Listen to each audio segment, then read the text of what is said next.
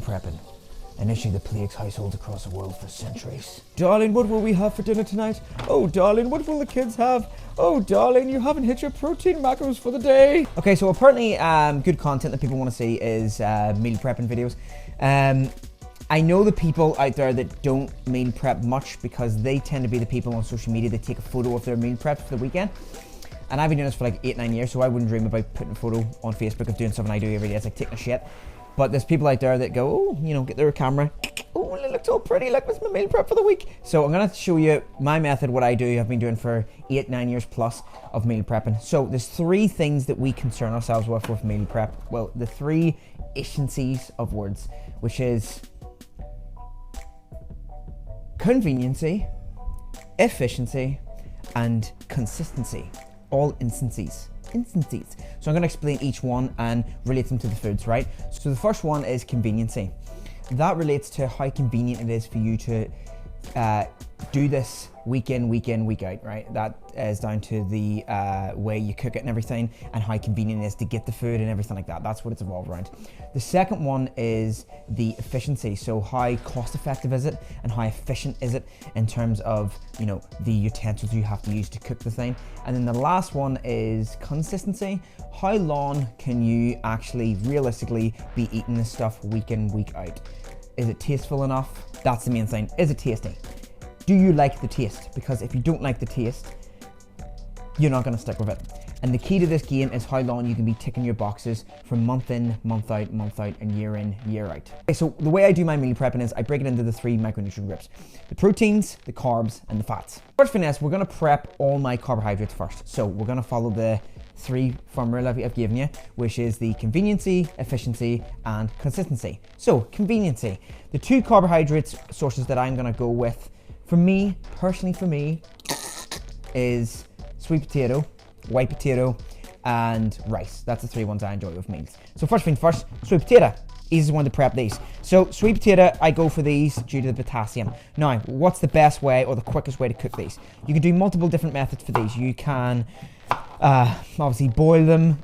Some mentalists microwave them. The easiest way for me, and most households have them now, is an air fryer. So all I do here is I'm gonna cut these up into tiny little pieces like a mad serial killer, smother them with garlic, stick them in the air fryer for about 15 to 16 minutes on about 200 degrees. And for most of the week, I'm gonna have an easy carb source. Easy.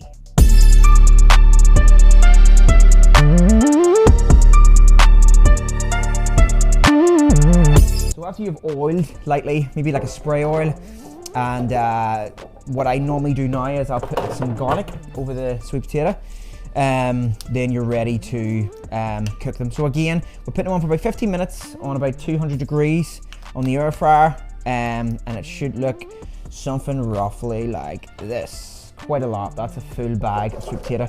So it might take a full run, so maybe depending on your air fryer, you might need to separate it. Do you have 2 runs, batches on it? But that's the sweet potato, end of the meal prep, already done and ready. Okay, now the next conveniency angle of the potato is if it's too much for you to cut the potatoes up and air fry them. Instant potato mash. I know you're gonna say to me, that's very organic of you for a man that preaches nutrition all the time in a fucking cardboard box, powdered form of potato. Look, I usually go for the frozen potatoes or microwave, but this is a quick source if I'm on the go. So essentially what you're doing with this is you put it in a jug, boiling water, stir to your consistency, and you've got quick mash. Again, that's the conveniency side of ends, and also fulfills efficiency and consistency, because I continue to do this week in, week out, and in terms of money, it's £1, an equivalent to the American $1. Okay, so the second main carb source, as I said, was rice. So again, rice cooker, saves me boiling it. Most people have rice cookers these days. If you don't, they're very, very cheap. I'm gonna buck a load of rice into this, and this is gonna do me for a long period of time. So what we do is shake it up here, and we're going to drain it. Now, a tip for fast rice, I came up with this one myself. My partner didn't advise me of this whatsoever. This was all me. Boiling water and put it into your rice cooker.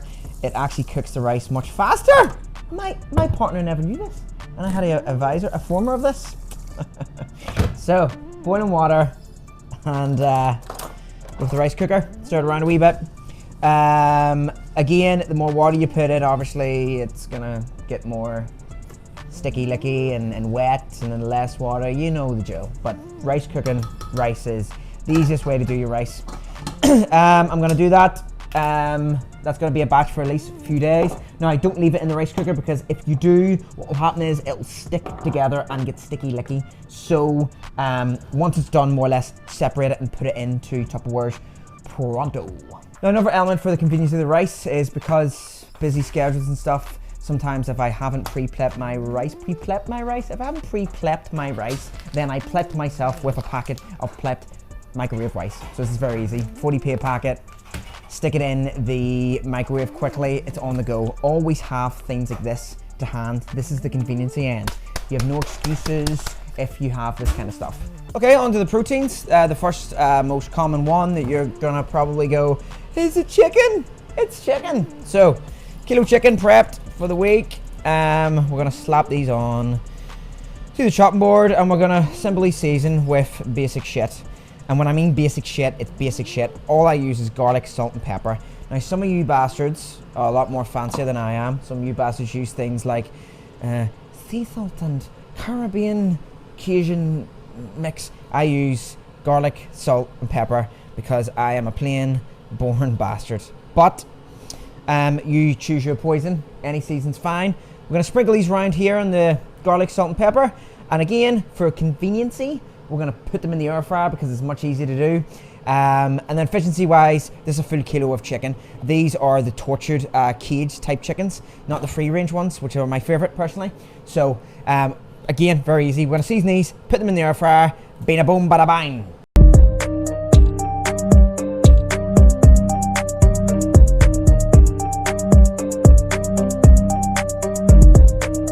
Okay, so your chicken is seasoned. I know a lot of you bastards out there are gonna go, do you call that seasoned chicken? You know, most of you have like a fancy bowl and it's butterflied and it's opened up and it's but I've been doing this for 8 fucking years and I can't be fucked. So I do it the most simple way. And yes, before you ask, I'm happy enough to eat chicken like this. It does not bother me. So I'm gonna slap them into the air fryer. Now, because there's a lot here, I'm gonna do these in 2 runs, but I'm not gonna show you that because that'd be shit content. So I'll put about 3 in here first. And normally we're gonna put them in here for around about 18 minutes or so in 200 degrees, give or take, about 20 minutes. Flip them over from time to time. But again, air fried chicken, again, it's the most easiest way to do it. Consistency wise, you can keep doing that every week. It's not gonna depress you or annoy you too much. Cheap wise, yes, the tortured cage chicken, so they're cheap. And in terms of efficiency, in terms of nutrition and taste, with your own seasoning and sauce, it's completely fine. Alrighty, second protein source is, I'm a big fan of red meat and steak, so thin steaks. So what we're gonna do here is, now this one, does it follow the method of conveniency, efficiency, and consistency? Consistency, yes, these are great. Conveniency, yes and no. So these are going to be done in the crock pot. It's kind of like a slow cooker. What we're going to do here is season them, brown them first slightly for a few minutes, and then stick them on and let them simmer for about 20 minutes or so, to half an hour. Now, conveniency wise, it's a bit long to wait for it, I know, but the soft texture you get from these will increase the likelihood of your consistency. And in terms of nutrition wise and taste, these are phenomenal. And cost effective wise as well, 3 packets of this, so that's well over a kilo of red meat, £10. Again, if we're gonna translate it to American, probably about $10 or $12. So amazing. Again, I am not a fancy bastard, I am a plain bastard. So it's going to be, again folks, I'm sorry, salt, pepper, and garlic.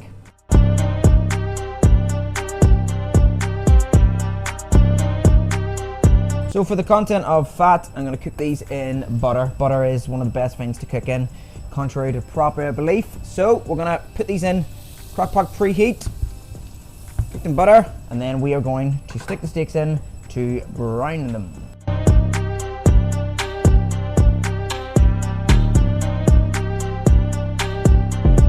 So once everything is browned, it's going back in this with boiling water or hot water in the kettle. So put everything back in. And when I say brown, we're just lightly browning it. We're not cooking it. Okay, so that's what it looks like here. We then, look, just burnt my arm in the fucking right. A bit of boiling water. We don't need to fill it to the brim. And then what we do is close the bastard. And then we're sticking it on for around about 20 minutes in the stew function, wherever that is. It's not me, usually me it does this, it's Mrs. usually does this, so I don't know what the fuck I'm doing really, actually. Okay, so a third protein source that you can use in meals, this would cover the conveniency end a lot more, would be your tuna. Piss easy. Again, this is something that is already cooked. All you're doing is opening the can and putting it in it and microwaving it or eating it cold. Conveniency is covered. Okay, let's talk fats quickly. So in terms of prepping fats, there is no prep goes into my fats whatsoever. There's no need for it. Fats, I'm deriving these from the likes of peanut butter, big cases like this, cashew nuts, and the most importantly one that I eat a lot of is eggs. Again, from tortured eggs that are caged. So, I'm in the office tomorrow, specifically, so the eggs, this is gonna be the quickest meal prep ready. Record meal prep in 7 seconds. Meal prep done, 6 eggs. Put it in the microwave and work, that's it. Now you're gonna tell me, oh, I don't have a microwave and work. Well then, fucking eat them raw, you prick. Now you're gonna ask me something, you're gonna say, where the fuck is your vegetables, your greens? This is an off season for me, so I eat a lot of food, so it's very hard for me to get vegetables in top of like 7 meals a day. So what I do is I will have greens as a part of substance. So in the morning, what I do first of all is I make a smoothie up. I'll do a separate video showing, I'm gonna show a video of what I eat in a day, but for now, it's a smoothie bottle. I have 10, 15 grams of greens, oats, protein, peanut butter and stuff like that there. But that's what I make up in the morning. So I'm gonna pre-prep this tonight as well before tomorrow morning to make it conveniency when I'm doing kids breakfast. It's just a lot easier having this pre-done and not having to do mixes and stuff at fucking 6 a.m. in the morning. So by the end of this, you're gonna have a lot of dishes to do, but I personally think this is an excellent opportunity to get the missus involved.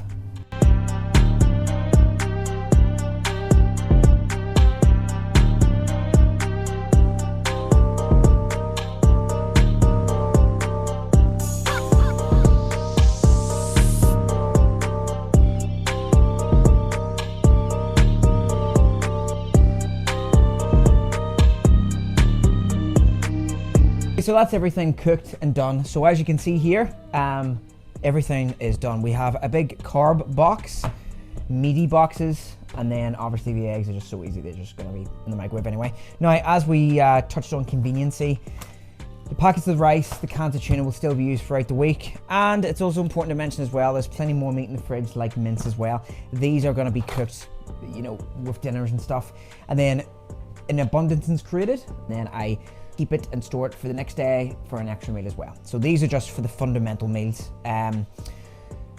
Obviously, as well as a lot of food here, the kids also tap into some of this as well, if they're allowed. The kids sometimes tap into some of this as well. So this kind of covers a lot of the family, majority of the meals as well for the prep. So it's not difficult. It does take a bit of time, maybe total about 45 minutes to an hour to prep, depending on how fast you are, if you do, you know, more things like this. But the 3 points still stand: conveniency, efficiency, and consistency. These are everything that's dwarfed into here. And don't tell me you don't have time. I have 2 toddlers running around. It can be done. It just takes a little bit of discipline, dedication every week. Do it one day. Once these are all cooked, we're gonna put the lids on them, store them in the fridge, and tap into them for the next 5 days. It's very easy. If you like more of the content, please like and subscribe and comment below if this is of any use or help to you. But for now, until next time, I've been Carl from the Ox Den.